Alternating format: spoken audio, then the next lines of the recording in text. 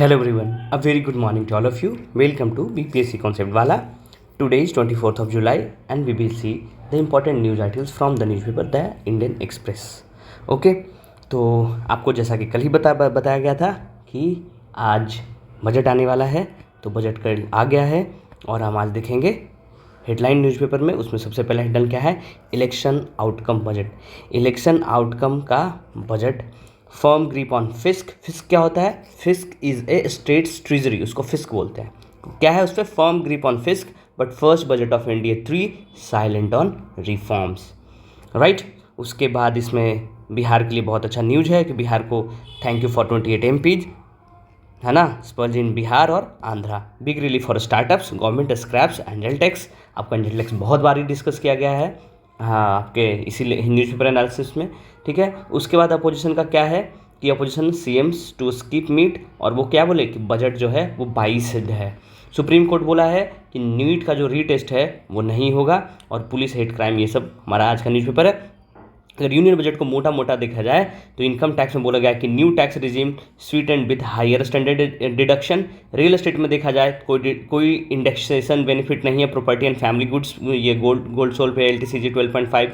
Social sector में देखेंगे तो कस्टम ड्यूटी कट ऑन हुआ है। एजुकेशन में देखेंगे तो interest subsidy for loans up to 10 lakh for education India, और MSME में new credit guarantee scheme for purchase of equipment. और रिफॉर्म में क्या क्या है? New economic reform framework to address all factor of production. क्या है कि finance minister Nirmala Sitharaman her way to present the budget. ये 7वां बार बजट अपना पेश की हैं, इट्स ए रिकॉर्ड। ठीक है, तो ये है आज का न्यूज़पेपर, और हम अपना PPT पे चलते हैं, जिसमें हम क्या करते हैं, जो इंपॉर्टेंट है, जो हमारे पेपर के लिए इंपॉर्टेंट, जो हमारे एग्जाम के लिए इंपॉर्टेंट है, उसको देखेंगे, उसको डिटेल में पढ़ेंगे। Okay, so welcome back again. The first news is election outcome budget. ये देखेंगे तो सबसे पहले आपके दिमाग में ये ख्याल आता होगा कि बजट होता क्या है, व्हाट इज बजट। जैसे कल आपको बताया था कि सर्वे क्या होता है, same like that what is budget. तो बजट क्या होता है? एक एस्टिमेशन होता है आपके रेवेन्यू और एक्सपेंसेस का। आप जो कमा रहे हैं और आप जो खर्च कर रहे हैं उसका एक ब्यौरा जो होता है, उसका एस्टिमेशन होता है कि आप जो, जैसे इस महीने आपको पता है कि इस महीने में मुझे इतनी सैलरी आएगी, इतने पैसे आने वाले हैं, तो उसको हम कहाँ कहाँ खर्च करेंगे, क्या है वो एस्टिमेशन है। और जो खर्च कर दिए, जो आपने लास्ट मंथ जो खर्चा कर दिया वो क्या था, उसका हिसाब किताब करना, वो क्या है? सर्वे। और जो करेंगे, है ना, the money you are going to spend on which kind of things, that is called budget. It's estimation of revenue and expenses. अब बजट की बात करेंगे तो बजट कितने तरह का होता है? बजट जो है 3 तरह का होता है। आप सुने होंगे एक सरप्लस बजट है, कि इस बार जो हमारा बजट है वो सरप्लस है। सुने होंगे कि इस बार जो हमारा बजट है वो बैलेंस्ड है। और एक क्या सुनेंगे कि हमारा डेफिसिट है। तो सरप्लस, दूसरा बैलेंस्ड, और तीसरा क्या होता है? डेफिसिट। सरप्लस का मतलब नाम से ही पता चल रहा है कि सरप्लस मतलब कि जो प्रॉफिट है वो होना एंटिसिपेटेड है। प्रॉफिट इज एंटिसिपेटेड, कि जितना हम कमा रहे हैं, जितना हम खर्च करेंगे उससे ज़्यादा हमको पैसा आ रहा है ना, मतलब प्रॉफिट कहीं ना कहीं से आ रहा है। बैलेंस्ड की बात करेंगे तो क्या, कि जितना हम कमा रहे हैं उतना ही हम खर्च करेंगे। और डेफिसिट का मतलब क्या है कि किसी महीने क्या हुआ, कोई शादी में जाना हो गया, किसी का पार्टी में जाना हो गया, तो उसको गिफ्ट देना है, तो उसके लिए क्या हुआ कि आपका जो खर्च है उससे ऊपर ज़्यादा आपका जो कमाई है उससे ज़्यादा खर्च हो गया। तो क्या करना पड़ेगा?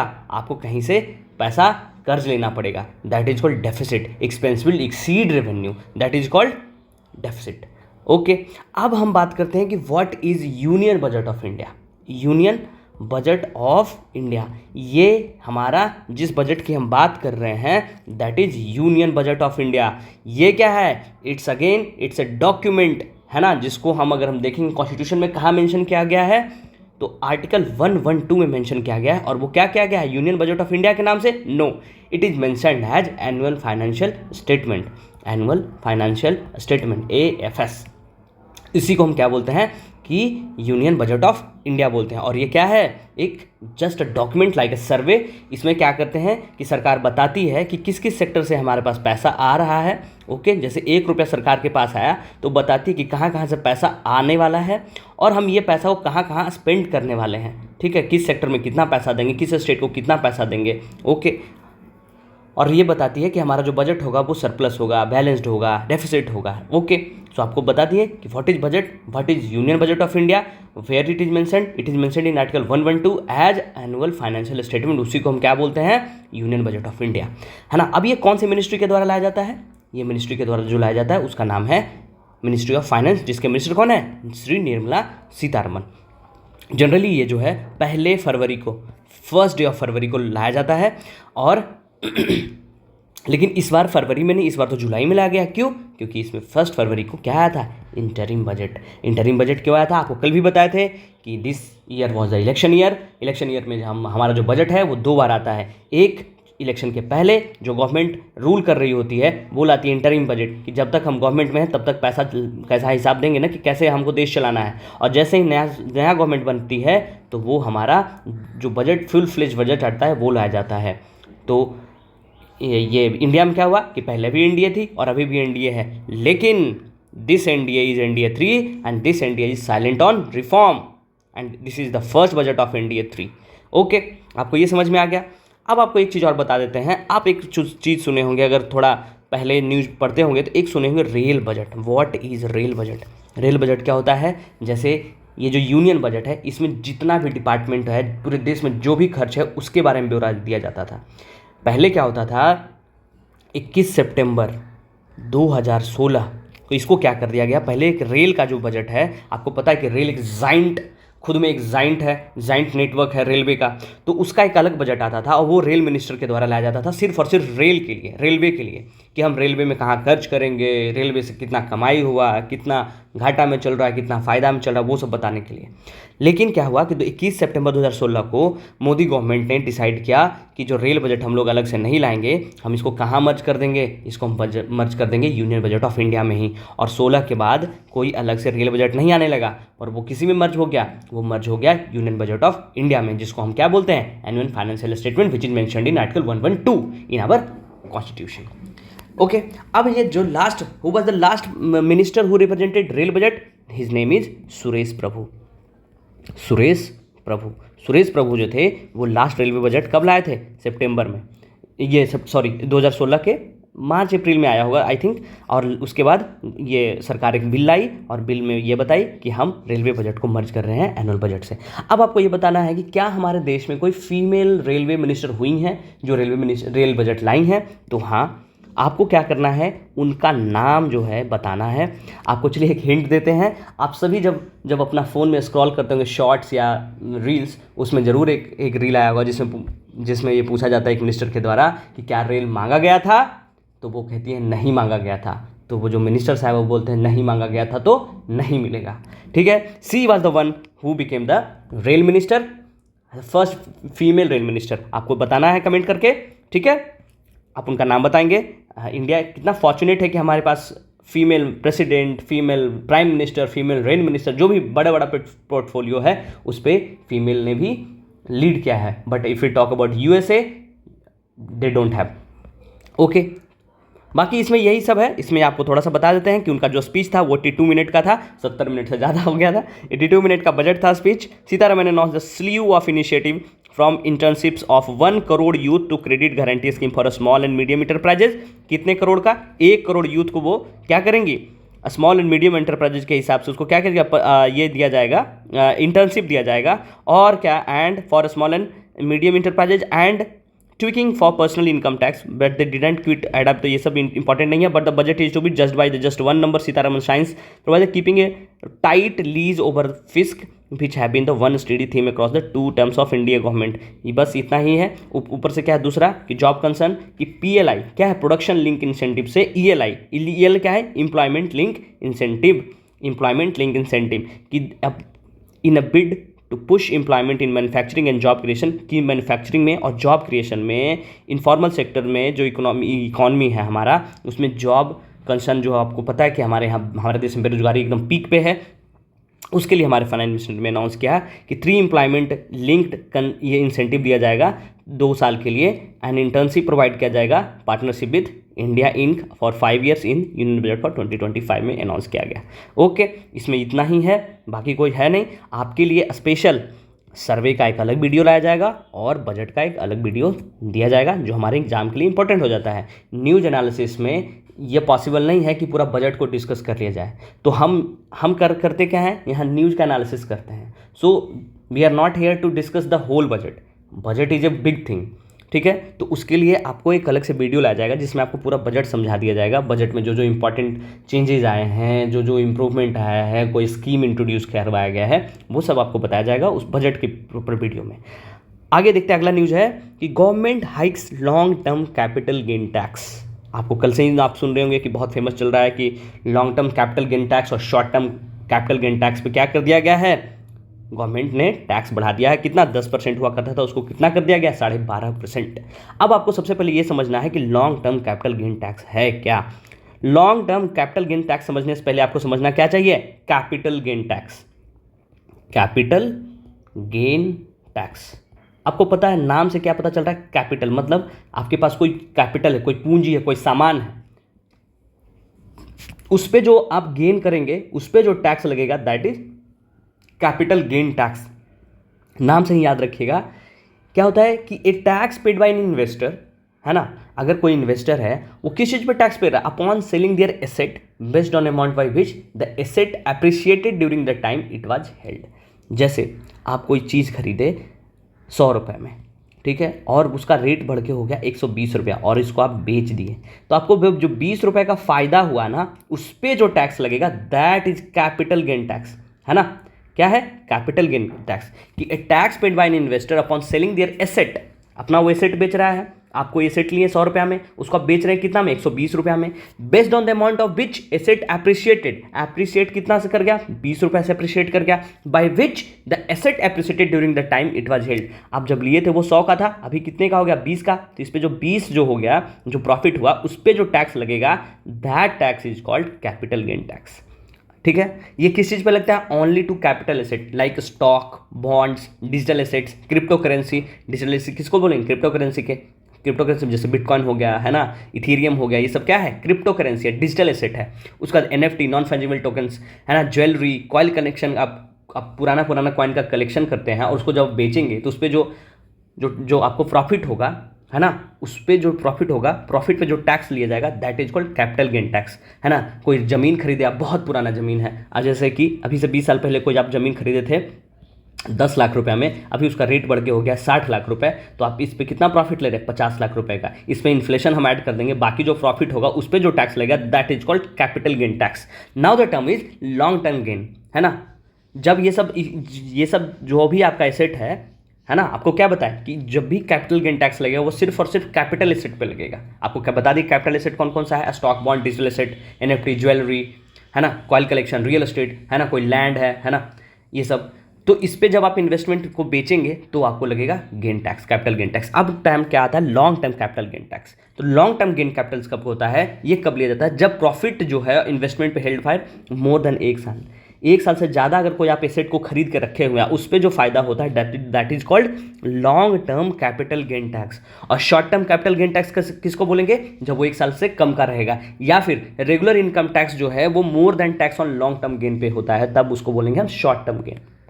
आपको समझ में आ गया होगा, लॉन्ग टर्म गेन, ठीक है। Long term capital gain tax कब होगा, जब 1 साल से ज़्यादा किसी भी एसेट पे इन्वेस्टमेंट जो है held for more than 1 year, और उस पर जो प्रॉफिट पे जो लेवी किया जाएगा tax that is called long term capital gain tax. And short term क्या होगा, जब वो 1 साल से कम होगा, या फिर रेगुलर इनकम टैक्स उस आदमी का जो है वो ज़्यादा होगा, किससे, tax on long term gain पे, ठीक है। आपको ये समझ में आ गया होगा कि गवर्नमेंट किस चीज़ पे हाइक की है, long term capital gain tax पे 10 से 10.5% से क्या कर दी, 10% से बढ़ा के 12.5% कर दी है ना। It's hikes from 10% to 12.5%। Clamps down on F&O trading and raises STT। 2 term और आ गया यहाँ, F&O trading and raises STT। आपको STT बता देते हैं, STT क्या होता है। STT का मतलब होता है security transaction tax, security transaction tax. ये क्या होता है, ये जो एक टैक्स, ये सिक्योरिटी ट्रांजैक्शन टैक्स क्या है, लास्ट में आपको पता है टैक्स का मतलब क्या हो रहा है, किसी चीज़ पे जब तक आपको कोई फायदा हो रहा है, किसी चीज़ सरकार आपसे जो पैसे ले रही है उसको क्या बोलते हैं, टैक्स। आप जब इकोनॉमी में टैक्सेशन पढ़े होंगे उसमें आपको बताया होगा कि टैक्सेशन क्या होता है। टैक्स क्या होता है, कि किसी भी चीज़ के लिए, किसी भी फैसिलिटी के लिए गवर्नमेंट क्या करती है, आपसे एक अमाउंट पैसा लेती है, जिसके कारण जैसे आपको जो सड़क दिया जा रहा है, आपको बिजली दिया जा रहा है, आपको पानी दिया जा रहा है, आपको सिक्योरिटी कंसर्न, आपके लिए पुलिस खड़ी है ना, पूरा देश चल रहा है, उसके वो देश कैसे चलेगा, आप ही के पैसे से चलेगा। सरकार क्या करती है, आपका जो पैसा होता है उस पर एक अमाउंट लेती है कि आपको जो फैसिलिटी दिया जा रहा है उसी को क्या बोलते हैं, हम टैक्स बोलते हैं, लेमन की भाषा में आपको समझाया जा रहा है। तो एसटीटी क्या है कि सिक्योरिटी ट्रांजैक्शन, कि कोई भी सिक्योरिटी के ट्रांजैक्शन पे जो टैक्स लिया जा रहा है that is called STT. It means the tax payable on every purchase और sale of security that are listed on Indian stock exchange. आपको पता है बीएसई, एनएसई, ये सब क्या है, इंडियन स्टॉक एक्सचेंज है, जिसपे जो भी कंपनी लिस्टेड होती है उस पर आप कोई भी क्या करते हैं, सिक्योरिटी खरीदते हैं, उस पर जो आपको या तो खरीदते हैं या तो बेचते हैं, है ना। कोई भी सिक्योरिटी जब आप खरीदें या तो सेल किए या तो क्या किए, परचेज किए, दोनों को खरीदते समय या बेचते समय जो आप पे टैक्स लिया जाता है that is called security transaction tax, security transaction tax. अब आपको बोलेंगे क्या सिक्योरिटी क्या होता है और बॉन्ड क्या होता है। तो सिक्योरिटी और बॉन्ड में जो दो बेसिक जो डिफरेंस है वो क्या है कि जो सिक्योरिटी होता है वो क्या होता है, एक डेट इंस्ट्रूमेंट होता है, कि जैसे आपको सिक्योरिटी में क्या है कि security debt, security like bond, debenture, है ना, ट्रेजरी बिल, कि कंपनी आपको देती है कि 1 साल के लिए हम सिक्योरिटी दे रहे हैं, है ना। वो क्या है कि वो कंपनी, अगर आप कोई कंपनी खोले, आप बोले कि हम सिक्योरिटी लॉन्च किए, है ना, सिक्योरिटी बॉन्ड, तो आप सिक्योरिटी बोला गया कि 1 साल के लिए आप लीजिए, 1 साल के बाद आपको इतना पैसा में हम वो सिक्योरिटी ले लेंगे। तो क्या है, डेट, वो क्या है, कंपनी कर्ज दे रही है। लेकिन बॉन्ड, स्टॉक की अगर बात करेंगे तो स्टॉक क्या होता है, स्टॉक कीजिए क्या, एक ओनरशिप दिखाता है कंपनी में, है ना। आप अपना जब आप अपना शेयर खरीदते हैं तो कंपनी का एक पोर्शन पे आपका सर्टेन राइट होता है, जिसमें अगर आपका बहुत ज़्यादा शेयर्स है तो आप कंपनी में डिसीजन मेकिंग में, उसके शेयर के प्रॉफिट में, डिविडेंड में आपको मिलेगा। बट सिक्योरिटी क्या होता है, एक ब्रॉडर टर्म में अगर हम बात करें तो एक फाइनेंशियल इंस्ट्रूमेंट होता है that can be traded including, है ना, वो एक डेट इंस्ट्रूमेंट होता है। तो जब हम सिक्योरिटी खरीदते हैं या बेचते हैं उस पर जो टैक्स लगता है वो है एसटीटी। और आपको अब एक चीज़ और बच गया, एफ एंड ओ। ये क्या है, फ्यूचर एंड ऑप्शंस। नाम से ही क्या पता चल रहा है, फ्यूचर एंड ऑप्शंस। इसको हम इरेज कर दे रहे हैं ताकि हम यहाँ पे आपको एफ एंड ओ के बारे में बता पाएँ। एफ एंड ओ, ये किसका मतलब क्या होता है, future and options, future and options. नाम क्या पता चल रहा है, फ्यूचर मतलब बाद में, ऑप्शन क्या है, एक ऑप्शन रखे हुए हैं, ठीक है। ऐसे करके आपको चिपकाना है दिमाग में कि एफ एंड ओ ट्रेडिंग क्या होता है। ये क्या है, काइंड ऑफ ट्रेडिंग होता है ना, जिसमें क्या है कि आप फ्यूचर में क्या करेंगे, जैसे आपके पास 10 किताब है ना, मान लीजिए BCW का 10 किताब है, आप क्या किए, आपको पता है कि इस बार मेरा रिजल्ट होने वाला है, तो जो भी आपका 10 किताब का जो बंडल है उसको आप सोच रहे हैं क्या कि 5,000 में हम किसी को सेल कर देंगे। तो ये कब करेंगे, जब आपका रिजल्ट हो जाएगा तब। रिजल्ट कब होगा, 3 महीने बाद। मतलब क्या कि आप क्या बोले कि 3 महीने बाद हम ये जो 10 किताब का बंडल है उसको 5,000 में हम किसी को बेच देंगे। तो ये क्या फ्यूचर में आप बता रहे हैं लेकिन ऑप्शन रख रहे हैं। अब कोई बच्चा है जो अभी जस्ट फ्रेशर आया, उसको पता है कि 3 महीने में, अभी बाय द वे किताब खरीदने में जो 10,000 का खर्चा उसको आप सस्ते में बेच रहे हैं।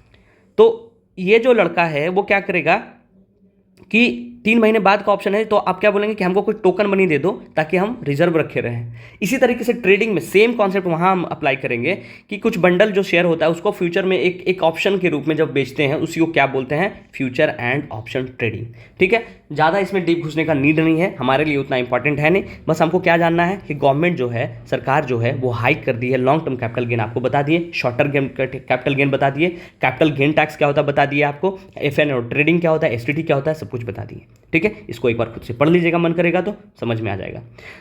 अब आता है new tax regime sweetened further.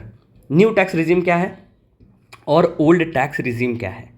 तो आपको पता है कि न्यू टैक्स रिजीम का अगर हम बात करेंगे, न्यू टैक्स रिजीम, तो ये सबसे पहले प्रपोज कब किया गया था, 2021 के बजट में, है ना। 2021 के बजट में सबसे पहले आपको ये प्रपोज किया गया था क्या, न्यू टैक्स रिजीम, कि हम एक नया टैक्सेशन सिस्टम लाएंगे कि जिससे पहले का जो पुराना था उसको क्या बोल दिया गया। ऑब्वियसली जब कोई नया चीज़ आता है जो पहले वाला है वो क्या हो जाता है, पुराना हो जाता है। तो जो पहले वाला था उसको हम बोल दिए क्या, ओल्ड टैक्स रिजीम, और जो नया लाया उसको हम बोलते हैं न्यू टैक्स रिजीम। तो इसमें अगर हम देखेंगे, कंपैरेटिव एनालिसिस करेंगे, तब आपको समझ में आएगा कि न्यू टैक्स रिजीम और ओल्ड टैक्स रिजीम क्या है। इसमें क्या होता है, जो स्लैब होता है वो सबका डिफरेंस हो जाता है ना। आप टैक्सेशन पढ़ेंगे उसमें आपको पता होगा कि टैक्स क्या होता है। ये तो उसमें क्या है कि जो ओल्ड टैक्स रिजीम और न्यू टैक्स रिजीम 2025 और 23-24 में देखा जाए तो ग्रॉस टैक्सेबल सैलरी में ये बराबर रखा गया, लेकिन स्टैंडर्ड डिडक्शन में क्या क्या, जो पहले 50,000 का डिडक्शन होता था तो इस बार 75,000 का, मतलब आपको सीधा यहाँ 25,000 का फायदा हो रहा है। यही सब फायदा है, आप पढ़ लीजिएगा। न्यू टैक्स रिजिम आपको पता होना चाहिए कि 2021 में ये पहली बार प्रपोज किया गया और 2023 में ये क्या कर दिया गया, लॉन्च कर दिया गया। तो उसमें यही सब है कि finance minister Nirmala Sitharaman announce to increase the standard deduction. Standard deduction को क्या कर देगा, 75,000 फ्रॉम 50,000। अगर हम बात करेंगे कि न्यू टैक्स रिजिम जो है अप्रैल 23 में आया है ना, किस लिए आया, टैक्स स्ट्रक्चर और रिड्यूस टैक्स को इसको सिंप्लीफाई करने के लिए आया। और उसमें क्या किया गया कि बेसिक इनकम इंजेक्शन लिमिट जो है उसको सेट कर दिया गया सभी टैक्स पेयर के लिए, क्या, 3 लाख के लिए, ठीक है।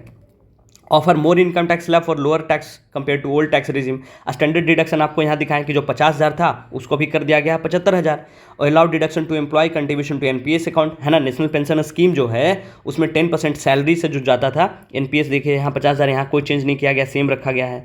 तो न्यू टैक्स रिजिम और ओल्ड टैक्स रिजिम आपको एग्जाम के लिए बस यही इंपॉर्टेंट कब लाया गया, इससे ज़्यादा इंपॉर्टेंट बीपीएससी के लिए कुछ नहीं है, ठीक है। अब आगे चलते हैं। पॉलिटिक्स में देखेंगे कि budget reflected new reality of Modi government, ally job concern and MSME issue. इसमें वही बोला गया कि पॉलिटिक्स में कि जो बताया गया, तो गांधी पोस्टेड की कुर्सी बचाओ बजट है, हमारे लिए उतना ज़्यादा इंपॉर्टेंट है नहीं, ठीक है। हमारे लिए इंपॉर्टेंट क्या हो जाता है कि जो बिहार को क्या मिला, Bihar package good start, Bihar taken care of. कौन बोला, ये जेडीयू बोला, जेडीयू जो एलाई पार्टनर ऑफ एनडीए, ठीक है। इसमें हम देखेंगे कि जेडीयू को क्या मिला, बिहार को क्या मिला, कि बिहार को क्या मिला, 1 लाख करोड़ का एनुअल पैकेज मिला है। 1 लाख करोड़ का, 1 लाख करोड़ का एनुअल पैकेज, जिससे क्या होगा, made a good start he said. एक टीएमसी लीडर है वो क्या बोले कि ये बिहारी बजट है, ठीक है तो है, हमारे बिहार को फायदा हो रहा है। It means special care of taken of Bihar, है ना। नीतीश जी क्या बोले, नीतीश जी बोले कि ठीक है, we had proposed that if a special status was not feasible for technical reasons, Bihar should receive a special assistant। विशेष मदद चाहिए हमको, क्यों, क्योंकि हम गरीब राज्य हैं। From the centre to another form which has been announced today. Nitish ji ये बोले। इसमें हम लोग को क्या क्या मिला, हम लोग को क्या मिला बिहार में, ये देख लिया। All the project specially making Bihar A part of Kolkata Amritsar economic zone. Kolkata से अमृतसर तक का एक इकोनॉमिक जोन बना रहा है, जिसका हेडक्वार्टर कहाँ बनेगा, गया में। आपको ये याद रखना है, बिहार के लिए बहुत इंपॉर्टेंट हो जाता है कि कोलकाता अमृतसर इकोनॉमिक जोन बनेगा, ठीक है। कि कोलकाता से लेके अमृतसर मतलब पंजाब तक कनेक्ट करने के लिए हम क्या बनाएंगे, रोड, रेल, है ना, फ्रेट कॉरिडोर। उसमें जो उसका हेडक्वार्टर होगा वो कहाँ होगा, गया में, वो अनाउंस किया गया। उसके बाद क्या है कि we got approval for an airport and a medical college, कि एक एयरपोर्ट भी बनेगा नया एकदम ग्रीन फील्ड, और एक मेडिकल कॉलेज भी बनेगा। और ये कहाँ बनेगा अभी पता नहीं है, वो कौन डिसाइड करेगी, स्टेट गवर्नमेंट डिसाइड करेंगी। अभी नीतीश जी पे ये होता है कि ये कहाँ बना जाए, नालंदा में, ठीक है। I hope we got Patna Purnia और Bodh Gaya Vaishali and Bhagalpur Buxar highway project. 3 highway project बना गया, क्या क्या, पटना पूर्णिया, बोध गया और वैशाली और बक्सर, भागलपुर से बक्सर। 3 हाईवे प्रोजेक्ट मिला, एक अमृतसर और कलकत्ता का ये जो इकोनॉमिक कॉरिडोर है जिसका हेडक्वार्टर गया होगा, और क्या मिला, एक मेडिकल कॉलेज और एक एयरपोर्ट। इतना चीज़ मिला है, और 1 लाख करोड़ का एनुअल पैकेज मिला है, ठीक है। Speaking to reporter shortly, Nitish ji ये बोले, है ना, बस यही आपको ध्यान रखना है। जिसमें लोक जनशक्ति पार्टी रामविलास प्रेसिडेंट चिराग पासवान जी बोले कि बिहार फर्स्ट, बिहारी फर्स्ट का जो हमारा विजन है उसमें ये बजट जो है हेल्प कर रहा है, ठीक है। बाकी अगर हम देख लें कि दूसरे एलाइड पार्टनर हैं, जो हमारा सरकार का एक पहिया है, आंध्र प्रदेश के सीएम चंद्रबाबू नायडू। आपको पता है कि आंध्र प्रदेश बिना कैपिटल के चल रहा है ना, तो उनको कैपिटल बनाने के लिए क्या किया गया है, पैसा दिया गया है। Acknowledging the need for the Andhra to have a capital, है ना। Finance minister Nirmala Sitharaman Tuesday said that the centre will facilitate special financial support of 15,000 crore through multilateral development agency for current fiscal year. कितना उनको दिया गया, 15,000 करोड़ दिया गया। किस चीज़ के लिए, the need for the capital. आपको ये बताना है कि आंध्रा जो है और तेलंगाना, आंध्रा से तेलंगाना कब अलग हुआ, है ना, और कब से ये बिना कैपिटल के बेचारा चल रहा है ना। तो आपको ये बताना है कि आंध्रा से तेलंगाना कब अलग हुआ, कौन से ईयर में अलग हुआ, और उस समय कौन कौन सा और स्टेट है जो अलग हुआ। नहीं, उस समय तो और कोई नहीं हुआ, आपको ये बताना है कि कब ये अलग हुआ, ईयर ही बताना है बस, ठीक है। आपको पता है कि अमरावती जो है वो बनाना है इनको, ठीक है।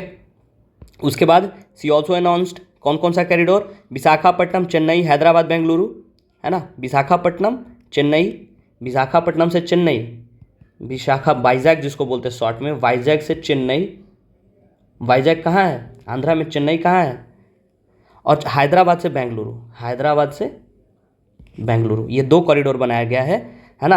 ये बोले कि क्या प्रमोट इंडस्ट्रियल डेवलपमेंट को क्या करेगा, ये प्रमोट करेगा 2 जो है कॉरिडोर। ठीक है, अब चलते हैं आगे चलते हैं, जिसमें क्या है, इन्वायरमेंटल रिलीजियस जीएम मस्टर्ड, है ना। जीएम मस्टर्ड क्या है ये हमको पता होना चाहिए। जीएम का मतलब क्या होता है, apex code gives split verdict, है ना। हमारे लिए इंपॉर्टेंट क्या है कि वर्डिक्ट इंपॉर्टेंट नहीं है, हमारे लिए इंपॉर्टेंट क्या है, जीएम मस्टर्ड पता होना चाहिए। तो जीएम मस्टर्ड के बारे में आपको हम बता दे रहे हैं। जीएम मस्टर्ड का मतलब क्या होता है, जेनेटिकली मॉडिफाइड मस्टर्ड, मतलब उसके जीन में, है ना, उसमें हम क्या करेंगे, मॉडिफिकेशन कर देंगे उसके जीन में, है ना। तो जो जीएम मस्टर्ड है उसका जो नाम है, उसका क्या नाम है, उसका नाम है DMH11, है ना।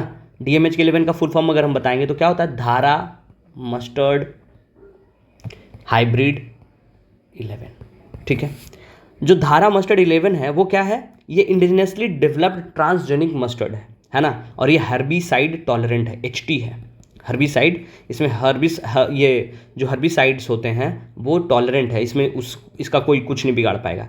ये 2 चीज़ से बनाया गया है, इंडियन जो वैरायटी है वरुणा और अर्ली हीरा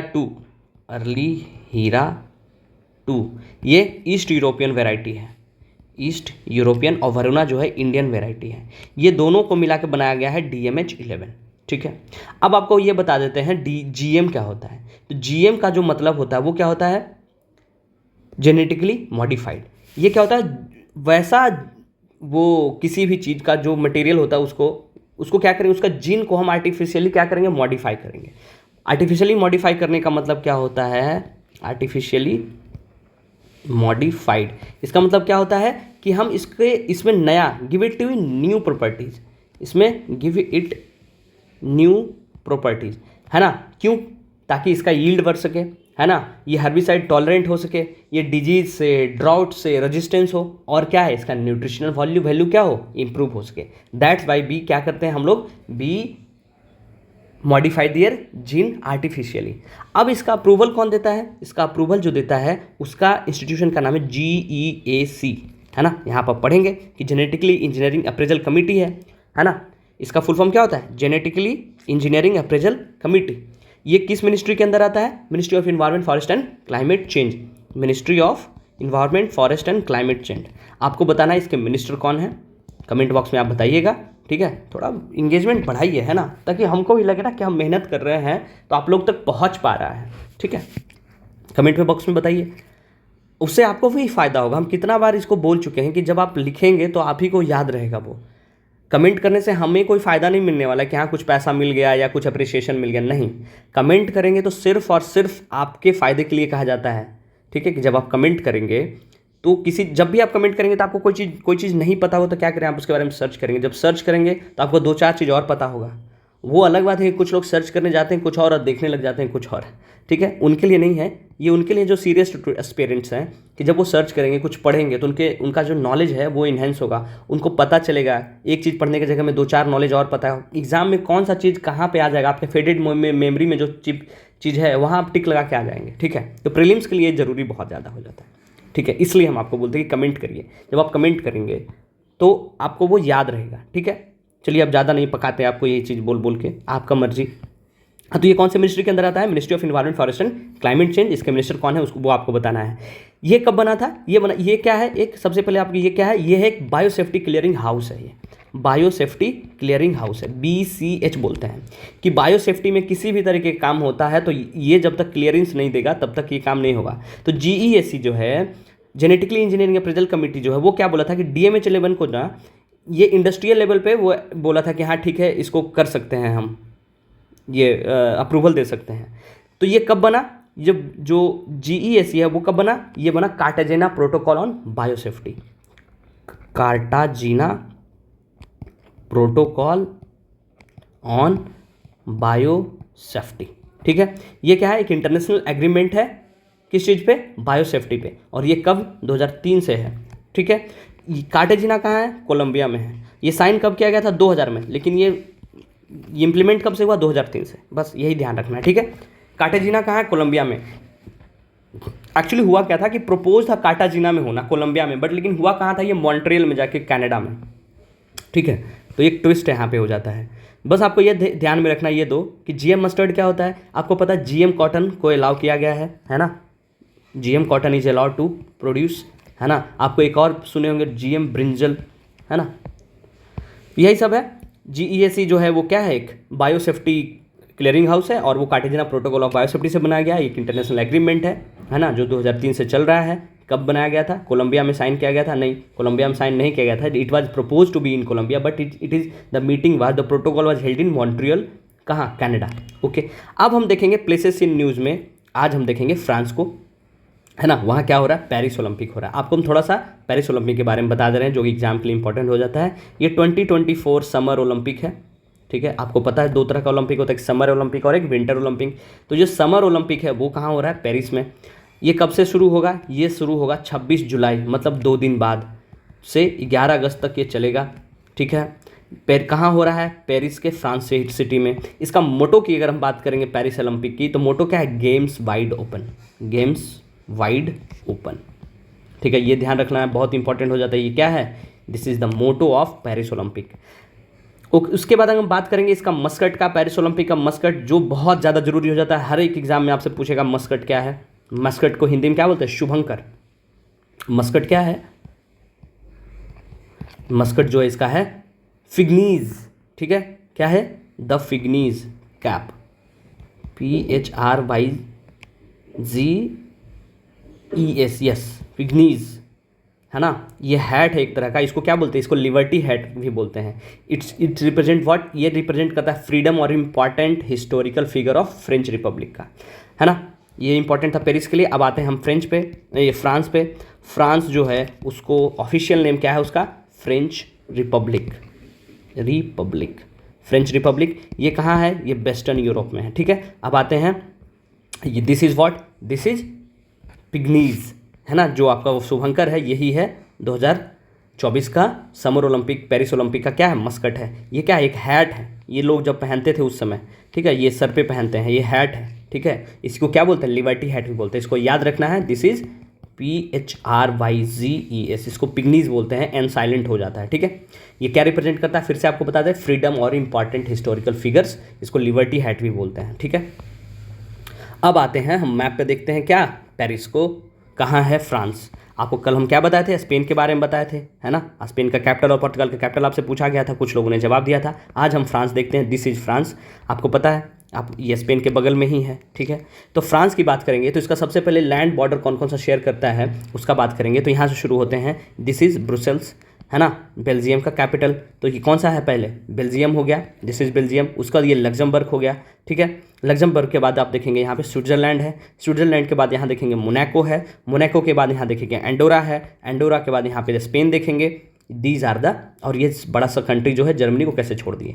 तो कौन कौन सा हो गया? Belgium, Luxembourg, Germany, Switzerland, Monaco, Andorra और Spain. These are the country who share land border with France. अब हम बात करेंगे मैरीटाइम। तो यूके जो है मैरीटाइम बाउंड्री शेयर करता है किससे? फ्रांस से। ये देखिए यहाँ पे इंग्लिश चैनल हो जाता है, जो किसको कनेक्ट करते हैं? फ्रांस और यूके को, ठीक है, ये यूनाइटेड किंगडम को, ठीक है। अब यहाँ पे हम देखेंगे कि ये क्या है? मेडिटेरेनियन है, मेडिटेरेनियन। इधर देखेंगे तो ये क्या है? मैं आपको छोटा कर दे रहा है, आपको समझ में आए। ये क्या? अटलांटिक ओशन, ये मेडिटेरेनियन है। आपको ये बताना है कि स्पेन का ना एक वो एरिया है, कहाँ? साउथ अमेरिका में, है ना। उसका नाम क्या है? आपको ये बताना है। जो किसका है? साउथ अमेरिका में एक कंट्री है जो स्पेन, ये फ्रांस का है, ठीक है। आपको वो देश का नाम बताना है। चलिए आपको हम हिंट भी कर रहे हैं। उसका नाम शुरू होता है फ्रेंच से, ठीक है। जैसे ही आप यहाँ पे देखेंगे, यहाँ पे होगा अमेरिका में, साउथ अमेरिका में, ठीक है। तो आपको ये बता दिए, इंग्लिश चैनल हो गया, ये आपको ये सब कल बता ही दिया था। ये मेडिटेरेनियन हो गया, ठीक है। लैंड वाटर आपको बता ही दिया, फिर से एक बार बता दे रहे कौन कौन सा है। लग्जमबर्ग हो गया, बेल्जियम हो गया, स्विट्जरलैंड हो गया, मोनाको, एंडोरा, स्पेन, जर्मनी, ठीक है। और मैरीटाइम बॉर्डर शेयर करता है कौन सा? यूके। इंग्लिश चैनल बता ही दिया आपको। तो आज के लिए इतना ही था हमारे डिस्कशन में। ठीक है, आपको घबराना नहीं है कि बजट में ज़्यादा नहीं बताया गया। बजट का जो भी इंपॉर्टेंट न्यूआंसेस है, जो भी छोटा छोटा जो हमारे एग्जाम के लिए इंपॉर्टेंट हो जाता है, वो आपको स्पेशल वीडियो में प्रोवाइड करवाया जाएगा। बाकी योर सजेशंस, योर आपको जो ठीक लगता है, जो ख़राब लगता है, आपको कैसा लगा, कोई इम्प्रूवमेंट चाहिए, वो सब बताइए, है ना। आपको चाहिए, हम क्या सोच रहे हैं कि कुछ दिन आने वाला वीडियोज़ में कि हम इंडिया का एक रिवर को देखेंगे और आपसे पूछा जाएगा उसमें कुछ सवाल, और एक रिवर को रोज़ डिस्कस किया जाएगा। कैसा आपका इस पे विचार है? अगर आप चाहते हैं तो हाँ बताइएगा कि हाँ ये, नहीं तो आप छोड़ देंगे, है ना, क्योंकि वीडियो फालतू का लंबा हो जाएगा। मुश्किल से 5-8 मिनट में ही डिस्कस कर लिया जाएगा। लेकिन अगर आपको लगता है कि होना चाहिए, जिससे आपका रिवीजन स्ट्रांग होगा, पूरा ज्योग्राफी याद रहेगा, तो आप बताइएगा। ठीक है, मिलते हैं फिर कल। Thank you so much.